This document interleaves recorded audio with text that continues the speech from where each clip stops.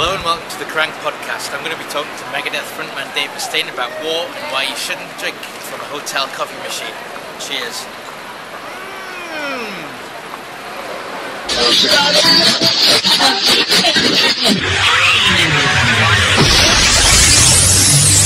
So here I am with Megadeth frontman Dave Mustaine. Hello. It's a pleasure to have you on the Kerrang podcast. Thanks. So how are you doing today? I'm doing great. And how's really good. Yeah, how's the coffee treating you today? That's not my coffee. That's coffee from, or my wife's coffee. That's coffee from the hotel here, so it's pretty shitty. Right. Cool. We'll get into that later, but I'd like to talk about your 12th studio album, Endgame. Do you feel it's your strongest collection of songs to date? I didn't set out to try and do anything different with this record. I was excited about having Chris join the band. Chris is just when you meet him, you're going to be so stoked because he's just this gentle giant, and he is a motherfucker on guitar. Right. You know, I've played with some of the greatest guitar players in the world.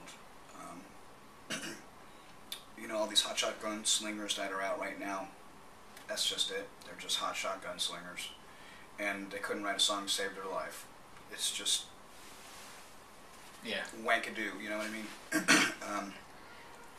Chris, on the other hand, brought something really invigorating back to me as a person, as a musician, and I really felt it when we were able to start playing together.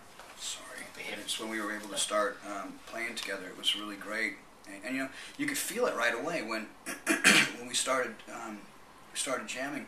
The way that it even happened with Chris coming into the band was that Glenn had decided that he was going to stay home and be with his wife and his son because he didn't like touring so much. And they both recommended Chris Broderick. Now, I thought we should get Jeff Loomis because we've been trying to get Jeff over and over to help us out. I didn't think it was going to be any more than that. And they said, no, get Chris. So I watched him on YouTube, and I was like, wow, this guy's really good. I kind of had the same feeling when I first heard Marty Friedman. I remember to this day, it's the same thing. Wow, this guy wants to play with us? All right, he's in. Let's audition him. With Chris, it was like, this guy wants to play with us? All right, let's audition him. And he came. I thought that he was a little bit too, burly. Yeah. And I said, look, man, I'm glad you're healthy. We're in Megadeth, though, okay? So, as far as staying fit and stuff like that, Megadeth comes first. You can do whatever you want. If he likes going to the gym 2 hours a day. 2 hours a day is fine. Just remember that you're in a metal band. You're not doing competition anymore. And he told me, he goes, well, it's not about that. He said that he had a weight problem at some point, and this is how he takes care of himself now. Right. And I thought, fantastic. Look how disciplined you are. So we've talked about it over the years, and he's actually toned down, and I think looks better. But this is physical. It's all physical. What does that have to do with anything if the guy's a great player? Well, there are people who can play really good that are very unsightly, and it makes it hard on people to get behind the band. Here's an example. Blues Travelers. Right? Yeah. The dude can play a harmonica like nobody's business. But you know what? I don't know one girl that has that dude's poster over her bed. You know what I mean? Yeah. So it's one of the shallow parts about the music business too, is that people really they rely on the way that you look and how you dress and stuff like that. I've been pretty much like the boy next door my whole career. It's blue jeans and t-shirts. That's just been me. On stage it's different. Sometimes I'll clean up a little bit more. Sometimes if I'm feeling kind of punkish, I'll just go on a t-shirt. Sometimes I'll go on a dress shirt.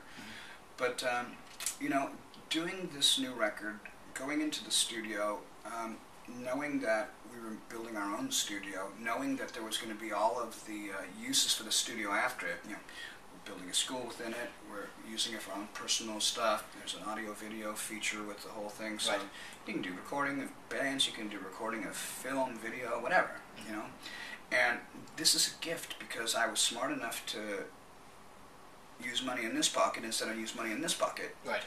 It's that simple. So I instead of renting a studio, I built a studio. Same thing. And now I have something else. So it's a monthly liability, but we cover our overhead. And what I wanted to do, because I've been so successful, I'm not one of these guys that needs a lot of money. Yeah. I'm just not like that. because I've been so overpaid, I wanted to give something back. Yeah. You know, and that's part of the school. We were going to do something where we have some inner city kids that are underprivileged come and just be able to learn a little bit about music. Yeah. Some of these kids have the gift; they just don't have the means to have the gift come out. Yeah. And wouldn't it be great if I just by way of working with some young kid was able to bless his life and give him a career? That'd be great. That'd be awesome. Yeah. Yeah. Especially because I mean I'm not I was a bad dude. But it was because I had a lot of stuff that I was dealing with that really didn't have anybody to show me how to deal with it. Over the years I've learned how to deal with hardship and loss, and I've learned how to limit my, believe it or not, gossiping, and I don't name drop. I don't really like to do that, and those are all things that people in bands do.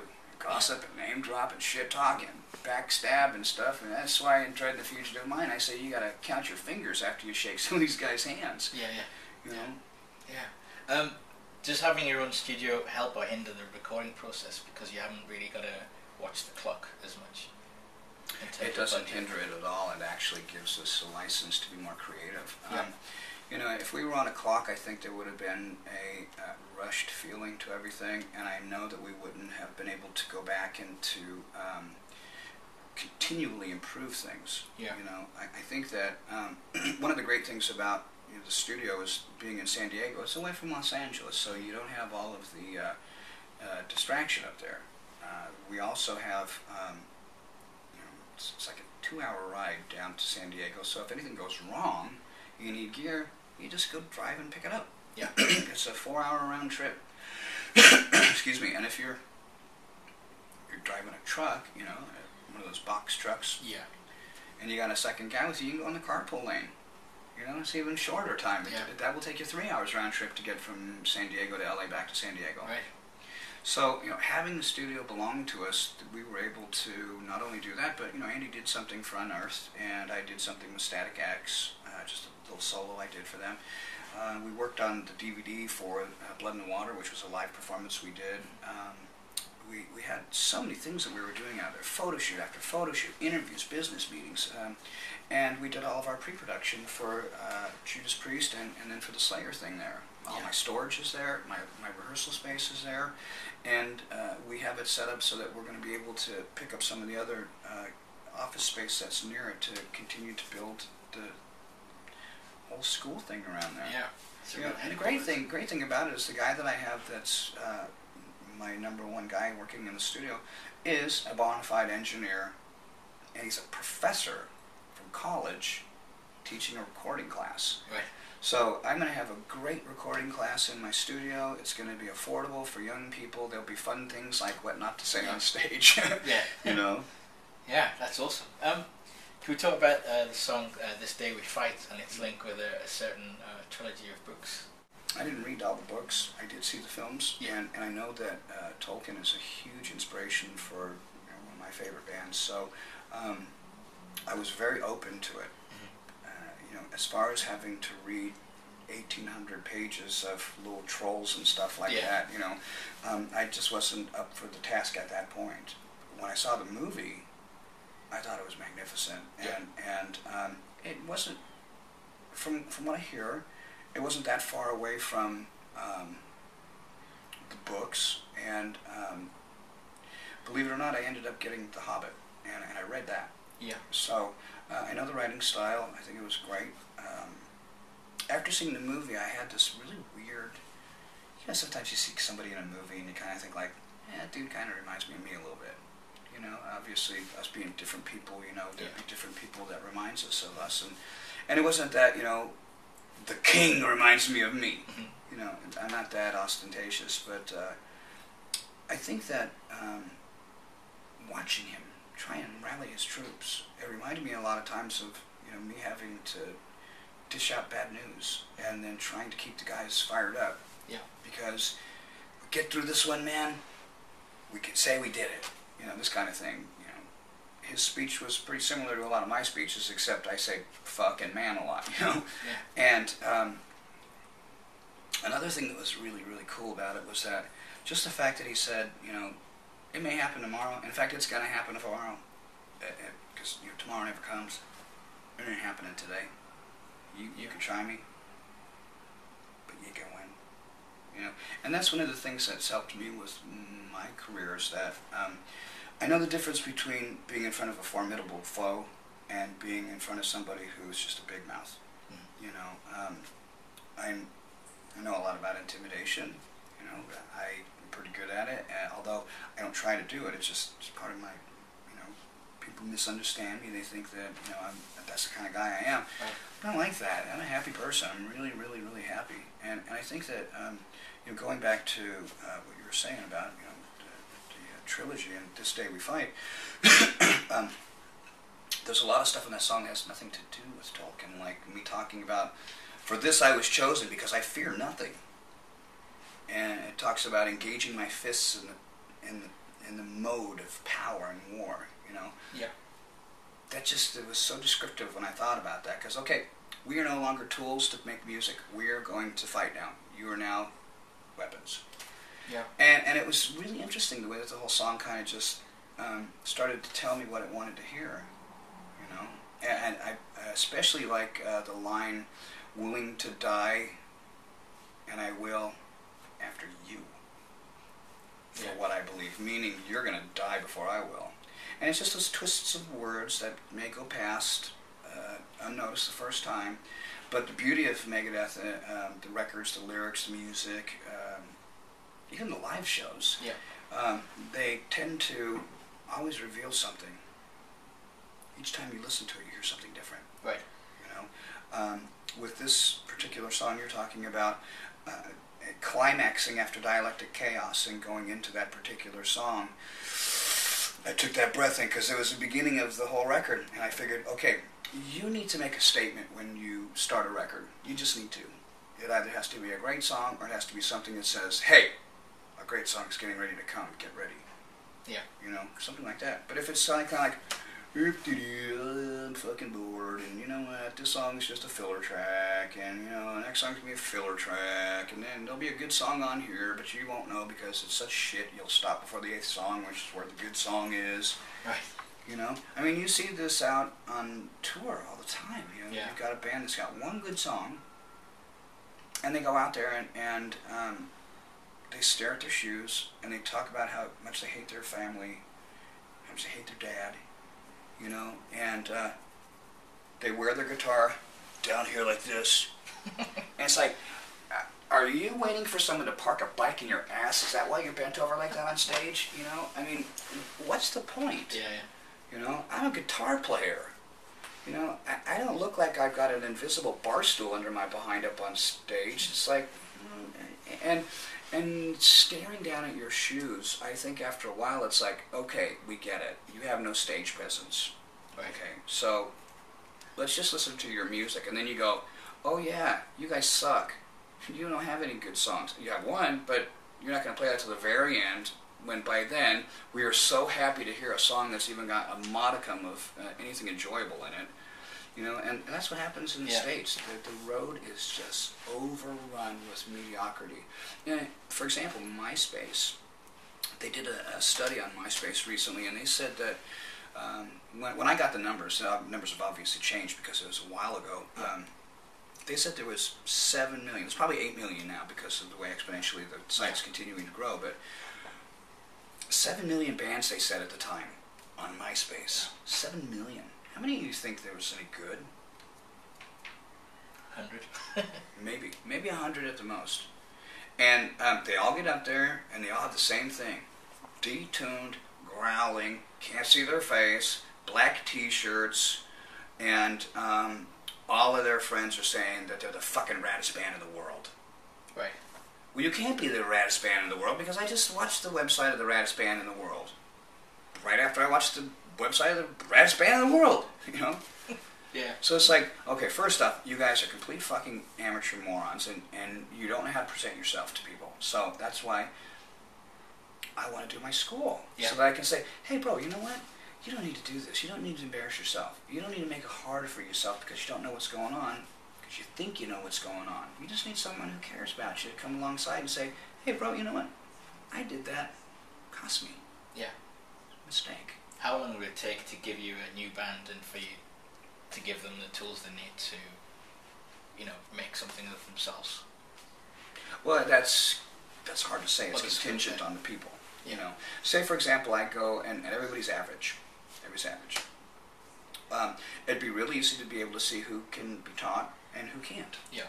When the people have parted the water and the teachable are over here and the unteachable are over here, Yeah. you got to kind of say, all right, the ones that are unteachable, are they unteachable because they've got a learning disability or because they don't want to learn? Yeah. Sometimes people go places just to be babysat. I remember when my son was playing hockey as a young child, a lot of the parents would just drop their kids off at this clinic. Justice was in the clinics, and they'd stay there all day. The parents didn't care what they were doing. They could have been going to a cocksucking contest, and as long as they didn't have to see him until after the end of the day. You know what I mean? Yeah. And you got to ask yourself, okay, beautiful, wealthy woman, old, fat, bald, rich guy, you know why she doesn't want to see the kid during the day? Because she's getting stripped by somebody, Right. you know? She's probably out naked in the backyard having the pull man check her plumbing. You know? And Right. I love that about sunny cities. One of the things that, for me, you'll notice it's sunny today. Yeah. I have a reputation, whenever I come here, I bring the sun. Yeah. Think it's been about nice it. the last couple It was of weeks. raining Monday. Mhm. It was sunny Tuesday, sunny today, sunny tomorrow. And then that'll be it. When I go back to Germany, it'll probably go away. Right. But it's amazing. It's an amazing, amazing, amazing thing. You cannot deny the sun's out right now. No, not at all. I was literally sweating bullets on the way to work. Yeah. Yeah. And it's great because it's summertime, man. Yeah. Come on, you don't have. England isn't fucking Seattle. No. How the story ends. What it talks about is in war, sometimes you will be engaged in battle and you can't be actively communicating with command. Yeah. So what happens when you can't communicate with command and you're out in the battlefield? Well, shit, you're going to look back. Right? Mm-hmm. So right there, you've exposed yourself to your enemy. Yeah, so in the neck. So you look back. Yeah. How are they going to show you anything? Stab him! Fuck, hit him in the head, okay? You know? Yeah. No, what they do is they have these flags. Each flag has a different color, represents something else. They would wave the pennant to signal it, and then they would drop it down to means that it's time to go. Okay. So that's what happens when they can't hear. What happens if there's fire and you can't see the flags? Well, they use drums. It's one thing that's undeniable. If you can't hear your command, those drums you will hear. Yeah. You know, they used to say this joke that these guys were going through the jungle. The drums are beating in the background. The guide goes, "Listen for drums. Drums stop very bad." Did you ever hear this? Yeah. Well, I'd like you to repeat it for the viewers. They keep going. The guy says, "Drums stop very bad." The guy finally asks him, "If the drums stop, why is it so bad?" He goes, "Bass solo." So, you know, when I think about that, it's so interesting the way the Sun Tzu continues to put strategy in such a simple form, but it's so applicable to a man's life, especially in business. I find the higher up you go, the more people are gnashing at your jugular, and you need to protect yourself. So, knowing strategy, knowing not only strategy, but a form of self-defense is important. Yeah. You know, a guy that is going to be leading a corporation, if he doesn't know how to fight, you know, that doesn't mean that he's not good at his job.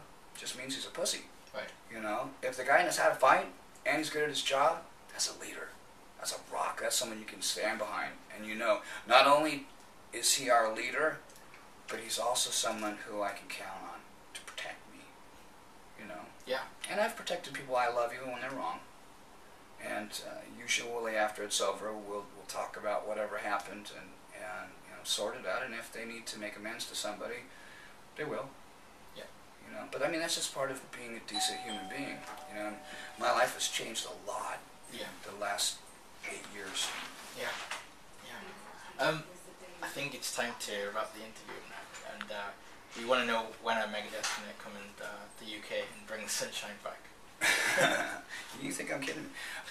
Well, right now we have the rest of the year is planned out, and it doesn't include coming over here. Not to England per se, but it just doesn't include us coming overseas. We have to go to Canada to the States, and then we're going to Australia, New Zealand, and we're going to be doing some stuff in Japan. And that's a long flight over there. If you're already there, a 16-hour flight to get over to Australia, why not pop into the other countries that we've already done? Singapore, Thailand, Korea, China, you know, 4 huge territories. Why skip them? Well, you know what? Just because there are 4 territories over there, where China is and where New Zealand is, that's like 2 opposite ends of the poles. Yeah. You know, I mean, one is so high towards the North Pole, and the other one's down towards the South Pole. It ain't close. It's still the same thing. So what we've been able to do, based on the support of the fans and our success there, we've been able to make the Pacific Rim into 2 territories now, which is fantastic for us, because we want to take our brand of music everywhere. It helps open doors for other bands. You know, I don't think that I'm the end of the world and I'm the greatest guy that ever lived. Certainly not. But there's been a lot of accomplishments that I've done that's helped our scene, and I'm happy about it. Yeah. It just makes me really, really grateful to be able to have done something good with my life, and to know that I'm rated as high as I am as a guitar player now. That's great, because I remember there was a time where people wouldn't talk about me because they were so loyal to my past band, you know, and now it's like, we're going to evaluate all parties fairly, and right now, by the looks of things, I'm coming out pretty good, a lot better than I did in the past. Cool. That's good to hear. I think that's it. What was your coffee question? Oh, I just want to know what your favourite blend of the Legends brand was. Well, it's called Net Worth Coffee Brokers because the name Legends was owned by Melita Coffee, and Melita makes the coffee makers that are in all the hotels. Consequently, I will never use a coffee maker in a hotel because I know somebody who pissed inside one of those once. Right. And so I will never touch anything that's in there in the form of a coffee maker. I recommend that all of your viewers don't either. But with Net Worth Coffee, we chose a lot of different blends to pick my line from. Mine's a Peruvian bean, and it's a medium roast because I like coffee that's kind of bold but not bitter. Starbucks is, to me, it just tastes different, and sometimes when you're tasting really bitter coffee, it can leave your stomach not feeling good. I have 1 cup of coffee in the morning to get my day going, and I usually want it to be a good cup of coffee. So my blend is the Peruvian blend. Bill Goldberg's blend is called Cowboy Beans, and he is a really popular wrestler who was a football player in the States, was a world champion in wrestling champion. Right. We've got a girl who is a Broadway star who has a full line of stuff too. I don't even know what she has because there's so much stuff. And we got Charlie from Anthrax. Charlie's got he's got a couple different blends. It's funny because one of his blends is an espresso, and I didn't really like espresso, but that's me. The espresso that the company has is really good. So I've had some cappuccinos, and cappuccinos made with an espresso shot in it. So, and then one of my favorite things is the hot cocoa that's there. My daughter has 2 different types. There's Mexican and European cocoa, and the Mexican cocoa to me tastes a lot better. The European kind of tastes like it's a chocolate. Yeah. The Mexican tastes like it's a cocoa mix. So you do a thing called a sombrero, a shot of espresso, with a little bit of that Mexican cocoa and a little bit of whipped cream on it. Sounds good. It's good. Excellent. I'll make some for you sometime.